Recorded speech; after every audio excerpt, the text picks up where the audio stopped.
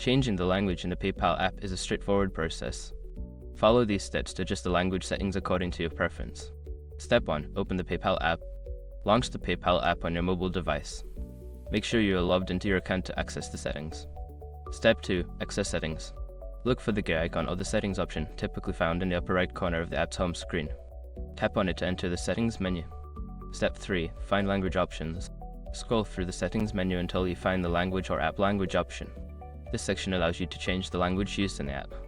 Step 4. Select your preferred language. Tap on the language option and a list of available languages will appear. Choose your preferred language from the list by tapping on it. Step 5. Save changes. After selecting your desired language, make sure to save your changes if prompted. The app may refresh and the interface should now display in the chosen language. Once you've completed these steps, a PayPal app will be set to your preferred language. If you need to change it again in the future, simply repeat the process.